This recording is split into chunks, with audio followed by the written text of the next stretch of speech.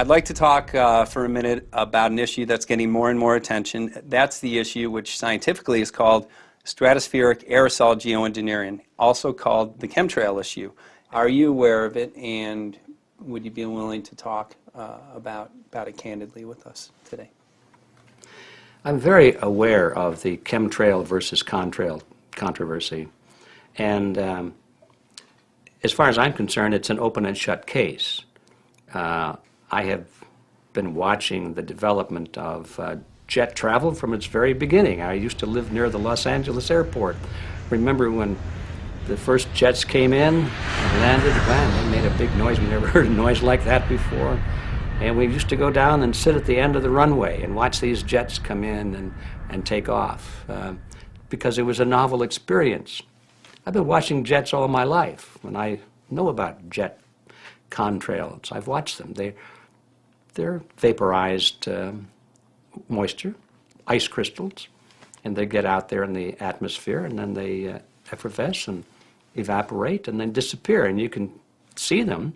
The plane moves along, and the little white trail follows right behind it, and usually about 10 or 20 lengths of the plane or thereabouts, and then it's gone. And you can still see them that way, by the way, once in a while. So there goes a contrail.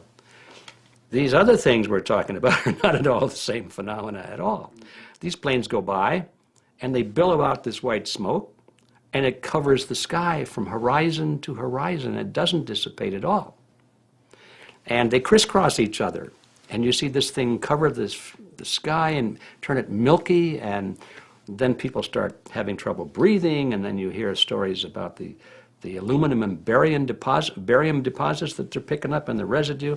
And you put it all together, and I don't see how anybody who's got their eyes open and their mind open can come to any other conclusion but that somebody is spending a lot of money and effort to spray the planet.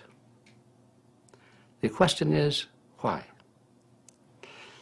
I have my own theories, but I hope that there will be some good investigative reporters go out there and get us the answer. I know that whenever it's finally discovered, and it will be, the people who are doing it will undoubtedly say, oh, well, we did it for you folks. It's for the greater good of the greater number. Mm-hmm. It's for the society. It's probably to prevent global warming, or maybe it's to inoculate people against some kind of a dreaded biological attack. We can't go around shooting everybody in the arm, but we can spray them and save their lives. You see how good we are? We're doing it for the benefit of society. I know they're going to, whatever it is, they're going to say it was for your good, or mine. Surely when it finally comes out what is being done, they will try to defend it as though it was some kind of a public benefit being done. It's for you folks. It's for the benefit of society and mankind and all of that nonsense. I've noticed that the spraying appears to be mostly in NATO countries.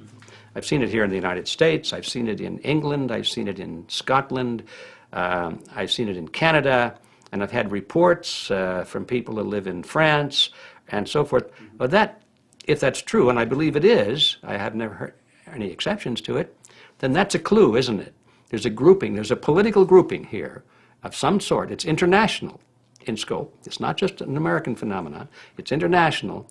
And anybody that wants to investigate that, I think, has to take that fact into consideration. They're going to find a political grouping and a political motive here. But in my humble opinion, it's not in your good or mine at all. I don't know what it is, but we'll soon find out.